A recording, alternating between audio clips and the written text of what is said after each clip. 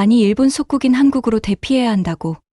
여기는 일본의 오사카에 거주 중인 여성이 두려운 표정으로 휴대폰을 바라보고 있습니다. 잠시 후 이 여성의 폰이 울리자 소스라치게 놀라는데요. 이내 그녀는 손을 벌벌 떨기까지 하는 모습입니다. 대체 이 여성에게 무슨 일이 생긴 건지 함께 알아보러 가실까요? 제 이름은 유키 타나카입니다. 저는 일본 오사카에서 태어나고 자랐어요. 오사카는 높은 빌딩들과 맛있는 음식으로 가득 찬 크고 번화한 도시입니다. 저는 평생 이곳에서 살았고 이곳을 떠나고 싶다고 생각한 적은 없었어요. 하지만 요즘 들어 많은 것이 변해서 이제는 잘 모르겠어요. 저는 그래픽 디자이너로 일하고 있습니다. 저는 창의력을 발휘할 수 있고 재택근무가 가능해서 이 일을 사랑해요. 대부분의 날은 책상에 앉아 컴퓨터로 디자인 작업을 합니다. 재미있긴 하지만 일이 많을 때는 스트레스를 받을 때도 있어요. 제 아파트는 크지는 않지만 아늑해요. 작은 발코니가 있어서 몇 가지 식물을 키우고 있어요. 매일 아침 식물에 물을 주고 신선한 공기를 마시며 하루를 시작합니다. 발코니에서 아래를 보면 바쁜 거리와 오사카의 높은 빌딩들이 보여요. 이 도시를 바라보는 것이 늘 저를 안전하고 행복하게 해줬어요. 하지만 최근에는 뭔가 다르게 느껴지기 시작했어요.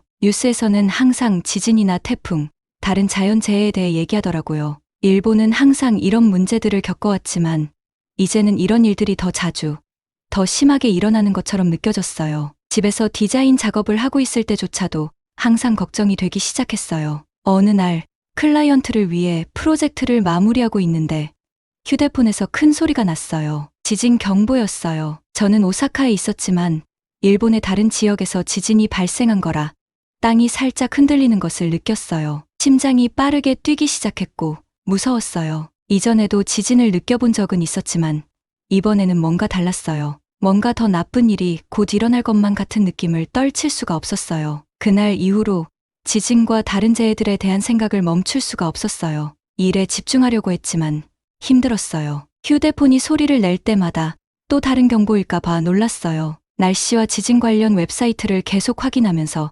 다음에 무슨 일이 일어날지 걱정했어요. 제 친구들과 저는 큰 재해가 발생했을 때 어떻게 할지에 대해 더 자주 얘기하기 시작했어요. 우리는 계획을 세우고 물, 음식, 응급처치, 키트 같은 비상 물품들을 샀어요. 준비를 하고 나니 조금 안심이 되었지만 여전히 두려웠어요. 어느 날 밤, 나쁜 일들이 일어날 수 있다는 생각에 잠을 이룰 수가 없었어요. 침대에서 뒤척이며 창밖으로 들리는 도시의 소리를 듣고 있었어요. 오사카를 얼마나 사랑하는지 생각했지만 이곳에 계속 머무는 것이 얼마나 위험할지도 생각했어요. 그때 서울에 있는 제 친구 연지가 생각났어요. 우리는 일을 통해 온라인에서 만나 좋은 친구가 되었어요. 연지는 서울이 얼마나 안전하고 안정적인지 항상 이야기했어요. 그녀는 저처럼 지진이나 큰 태풍에 대해 걱정할 필요가 없었죠. 어둠 속에 누워서 오사카를 떠나는 것에 대해 생각하기 시작했어요. 재해에 대한 걱정 없이 살 수 있는 곳에서 산다는 생각이 좋게 들렸어요. 하지만 집과 가족을 떠난다는 생각에 죄책감이 들기도 했어요. 다음 날 아침,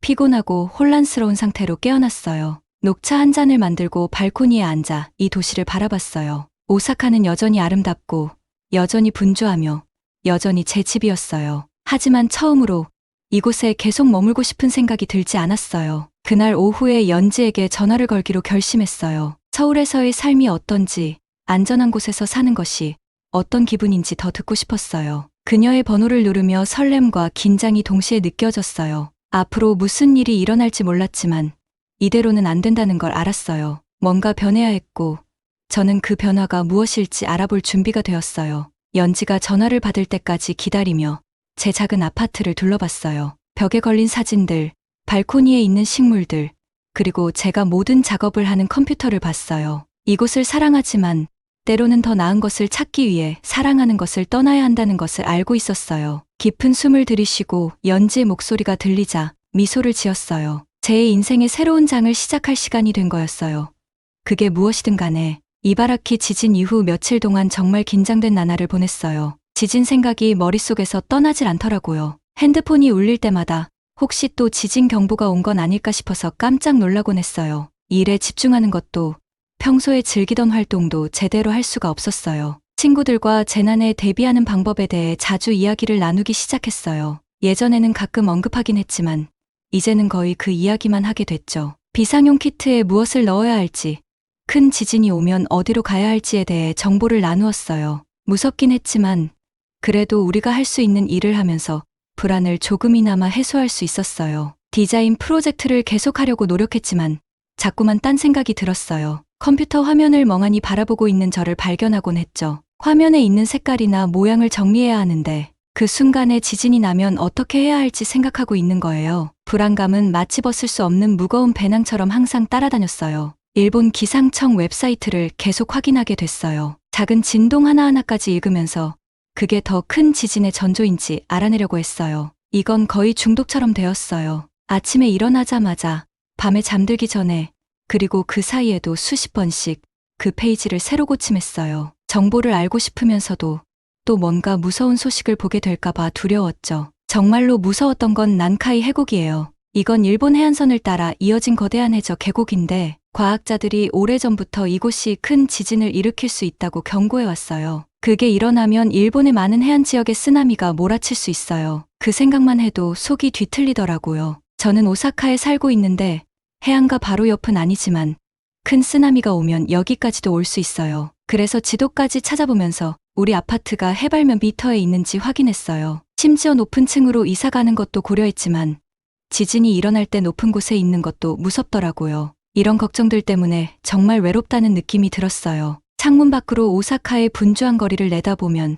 사람들은 여전히 평소처럼 일상을 보내고 있는 걸 보면서 저 사람들도 나만큼 두려운 걸까? 아니면 내가 너무 과민 반응을 하는 걸까 싶었어요. 평소에 좋아하던 일이 점점 무의미하게 느껴지기 시작했어요. 멋진 로고를 디자인한다고 해서 모든 게 한순간에 파괴될 수도 있는 상황에서 그게 무슨 의미가 있을까 싶었죠. 그래도 일을 계속했어요. 돈이 필요하기도 했고 두려움 말고 다른 것에 집중할 수 있는 뭔가가 필요했으니까요. TV 쇼나 책으로 마음을 돌려보려 했지만 모든 게 재난을 떠올리게 했어요. 도시를 배경으로 한 영화를 보면 지진 후에 그곳이 어떻게 될지를 상상하게 됐고 사람들의 일상적인 고민에 대한 책을 읽으면 저 사람들은 그런 걱정만 해도 될 만큼 운이 좋구나라는 생각이 들었어요. 잠을 잘 수가 없었어요. 침대에 누워서도 만약에라는 생각이 꼬리를 물었어요. 지진이 자는 동안에 일어나면 어떡하지?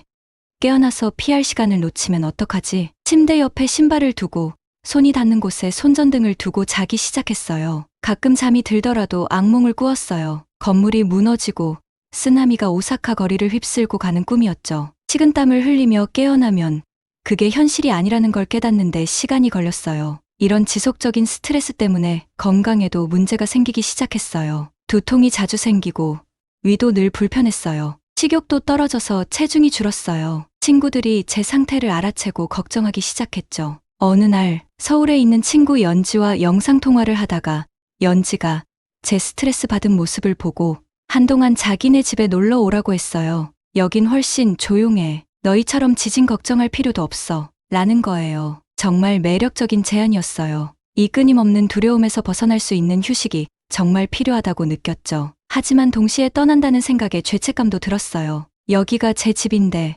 무슨 일이 생기든 여기에 있어야 하는 거 아닌가 싶었거든요. 당장 결정을 내리진 않았지만 그 생각이 제 머릿속에 심어졌어요. 잠깐이라도 다른 곳에서 지내보는 게 도움이 될지도 모른다고 생각했어요. 지진 걱정 없이 사는 사람들의 모습을 보고 나면 새로운 시각이 생길지도 모른다는 생각이 들었어요. 연지와의 통화를 끝내고 나서야 뭔가 변해야 한다는 걸 깨달았어요. 이렇게 두려움과 스트레스 속에서 계속 살 수는 없겠더라고요. 더 나은 준비를 하든 잠시 도망치든 아니면 다른 방법을 찾든 다시 안전하다고 느낄 수 있는 방법을 찾아야겠다는 생각이 들었어요. 지금 당장은 답을 모르겠지만 뭔가를 해야 한다는 건 확실했어요. 또 한 번 뒤척이며 밤을 지새우고 흔들리는 건물과 치솟는 물에 시달리는 악몽에 시달린 후 이제는 뭔가 해야겠다는 생각이 들었어요. 계속 두려움 속에서 살 수는 없었죠. 무슨 일이 일어날지 모르는 상황에 대비해야 할 때가 된 거예요. 우선 재난 대비에 대해 조사하기 시작했어요. 큰 지진이 발생한 후 처음 72시간이 가장 중요한 시기라는 걸 알게 되었죠.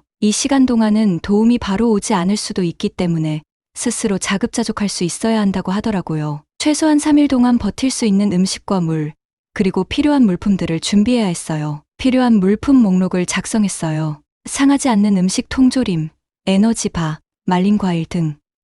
생수 하루에 최소 3리터, 구급상자, 손전등과 여분의 배터리, 휴대용 라디오, 담요, 소액의 현금, 중요한 서류의 사본. 이 목록을 들고 상점으로 향했어요. 물품을 담으며 매장을 돌아다니는데 여러 가지 감정이 교차했어요. 한편으로는 내가 과민 반응을 보이는 건 아닌가 싶었지만 또 다른 한편으로는 안도감이 들었어요. 드디어 나 자신을 보호하기 위한 조치를 취하고 있다는 생각에요. 집에 돌아와서는 비상용 키트로 쓸 큰 배낭을 찾았어요. 물품들을 하나하나 신중하게 챙겨서 급히 떠나야 할 때 쉽게 가져갈 수 있도록 준비했어요. 그 배낭을 현관문 근처에 두고 튼튼한 신발과 재킷도 함께 두었죠. 다음으로는 아파트 내부에 신경을 썼어요. 평소에는 생각해보지 않았던 일상적인 물건들이 지진이 일어났을 때 얼마나 위험할 수 있는지 깨닫게 되었어요. 예를 들어 책장은 쉽게 넘어질 수 있었죠. 그래서 오후 내내 가구를 벽에 고정하고 무거운 물건들은 아래쪽 선반으로 옮겼어요. 또 가스 밸브가 어디에 있는지도 확인했어요. 지진 중에 가스가 새면 화재를 막기 위해 빨리 가스를 차단하는 것이 중요하니까요. 일을 하면서도 친구들과 가족들이 자꾸 생각났어요. 그들도 나만큼 준비가 되었을까?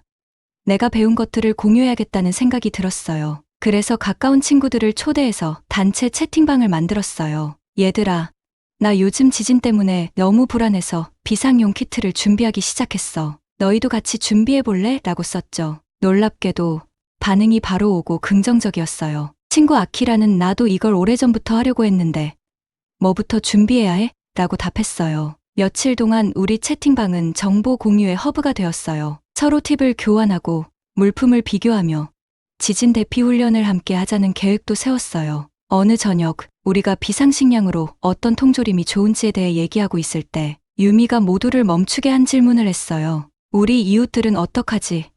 특히 혼자 사는 어르신들은 그분들도 준비가 필요할 텐데 우리가 도와드려야 하지 않을까? 정말 중요한 지적이었어요. 그래서 우리는 이웃들에게 연락해서 비상용 키트를 준비하는데 도움을 드리겠다고 했어요. 많은 분들이 감사해하셨고 함께 강한 공동체를 만드는 기분이 좋았어요. 며칠이 지나면서 제 자신이 변하고 있다는 걸 느꼈어요. 오랫동안 제 곁에 있었던 지속적인 불안감이 서서히 사라졌어요. 그 자리를 대신한 건 자신감이었어요. 재난이 언제, 어떻게 닥칠지는 통제할 수 없지만 그 상황에 얼마나 준비되었는지는 제가 통제할 수 있었거든요. 어느 날 밤, 잠자리에 들 준비를 하고 있는데 제 전화에 지진 경보가 울렸어요. 예전처럼 패닉에 빠지기보다는 차분한 마음이었어요. 비상용 키트가 어디 있는지 정확히 알고 있었고 아파트에서 가장 안전한 장소도 알고 있었죠. 최선을 다해 준비했으니까요. 그 흔들림은 경미했고 거의 느껴지지 않을 정도였어요. 하지만 이후에 침대에 누워서도 스스로가 자랑스러웠어요. 두려움에 맞서서 행동을 취했으니까요. 저는 이제 단순히 재난을 기다리는 피해자가 아니었어요. 준비된,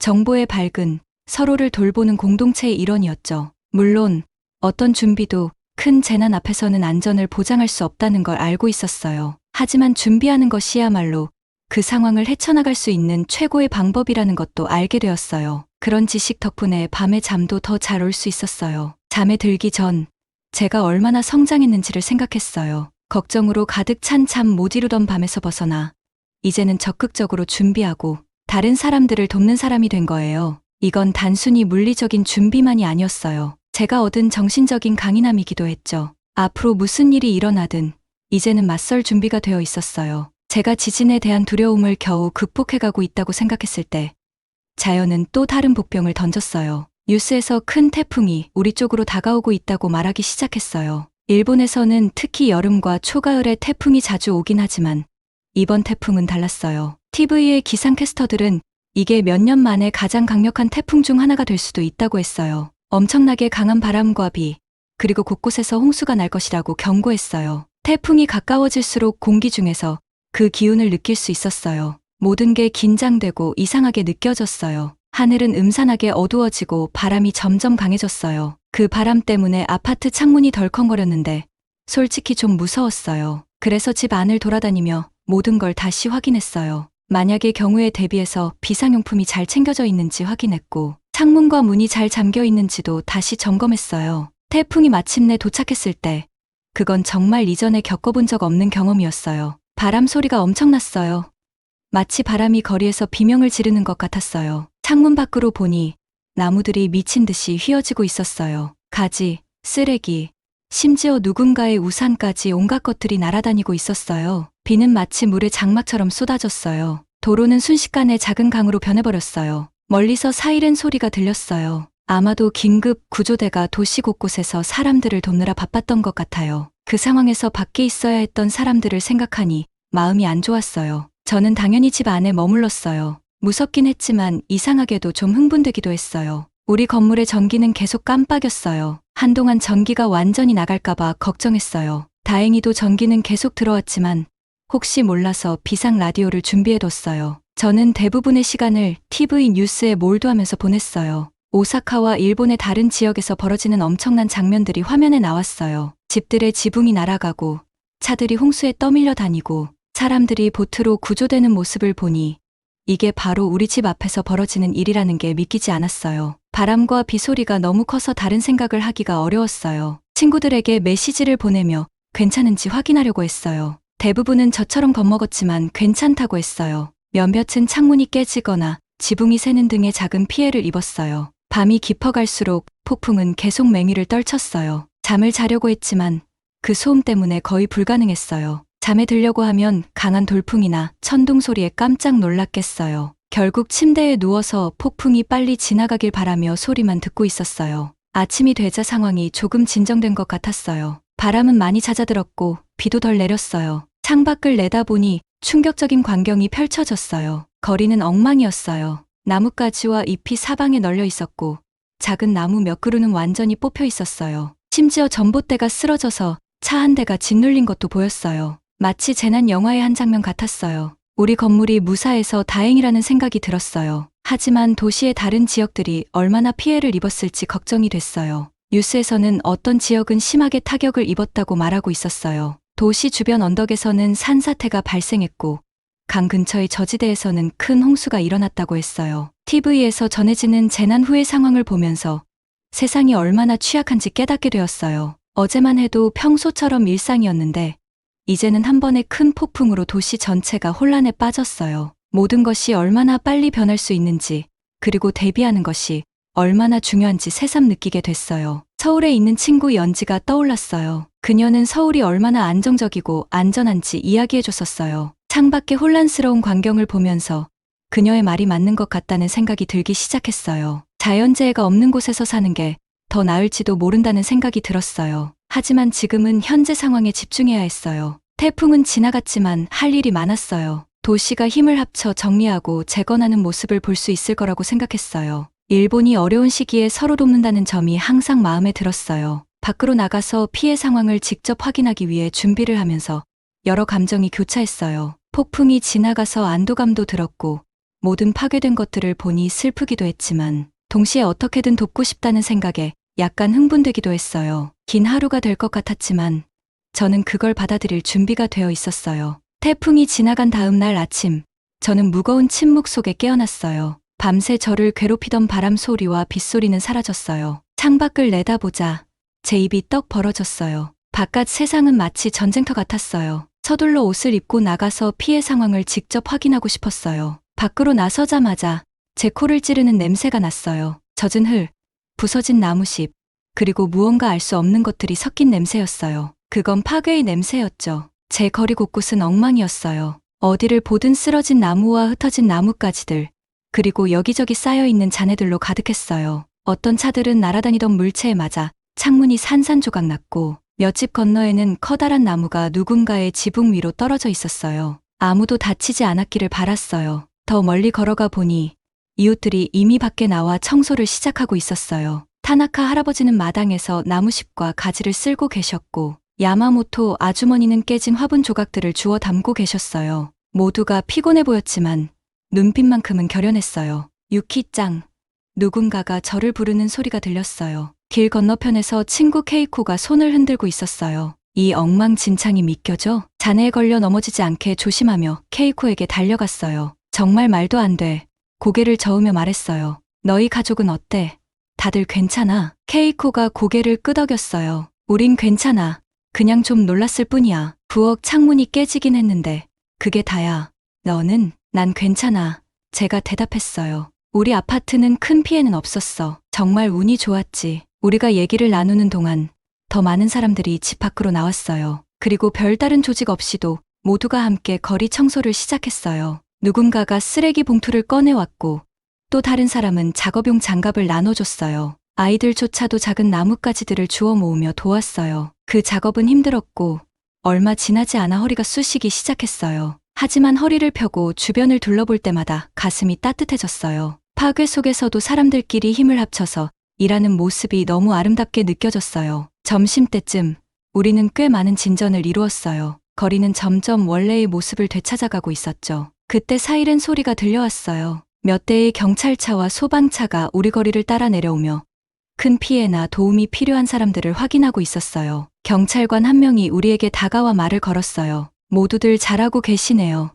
그는 우리 청소 작업을 둘러보며 말했어요. 이렇게 서로 돕는 모습 보기 좋아요. 다만 전선이 끊어진 곳은 조심하세요. 절대 손대지 말고 바로 신고해 주세요. 우리는 모두 고개를 끄덕이며 우리의 노력에 조금 자부심을 느꼈어요. 경찰관은 엄지손가락을 치켜 세우고는 다음 장소로 이동했어요. 시간이 지나면서 저는 도시 다른 지역에서 벌어진 일들에 대해 더 많이 듣게 되었어요. 비상용 라디오가 정말 유용했는데 몇몇 지역은 여전히 정전 중이었거든요. 소식은 좋지 않았어요. 강 근처 저지대 지역에는 심각한 홍수가 발생했고 일부 건물은 부분적으로 붕괴되었어요. 부상자 수가 계속해서 증가하고 있었죠. 이 소식을 들으면서 우리 동네가 얼마나 운이 좋았는지 깨달았어요. 물론 피해가 있었지만 더 심각할 수도 있었거든요. 집을 잃었거나 대피소에 갇혀있는 사람들을 생각하니 감사하면서도 한편으로는 죄책감이 들었어요. 저녁이 다가오면서 우리는 대부분 지쳐 있었어요.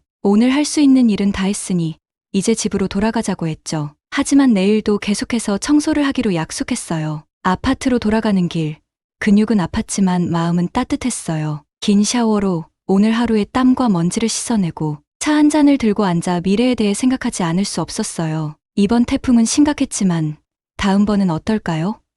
그리고 모두가 말하는 큰 지진, 난카이 트로프에서 올 수 있는 지진은 이번보다 더 심각할 수 있다는데 그 생각만 해도 속이 울렁거렸어요. 서울에 있는 친구 연지가 생각났어요. 몇 주 전 우리가 대화할 때 그녀는 한국에서 얼마나 안정적이고 안전하게 느끼는지 이야기했었죠. 그땐 별 생각 없이 들었는데 이제 이번 태풍을 겪고 나니 그녀의 말이 자꾸 떠오르더라고요. 일본을 떠나는 걸 고려해 볼 때가 된 걸까요? 적어도 잠시라도.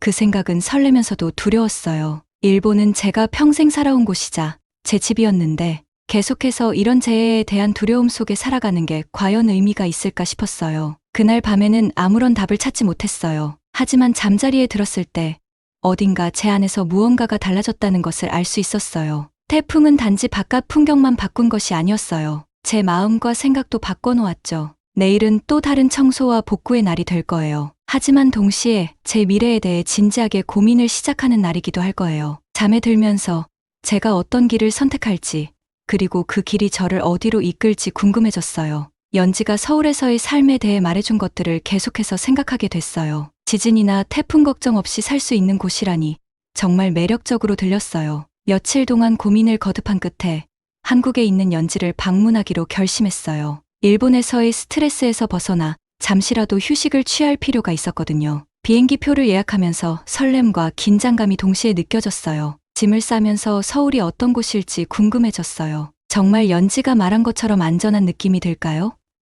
너무 기대하지 않으려 했지만 그래도 약간의 희망을 품지 않을 수 없었어요. 서울까지의 비행시간은 짧았어요.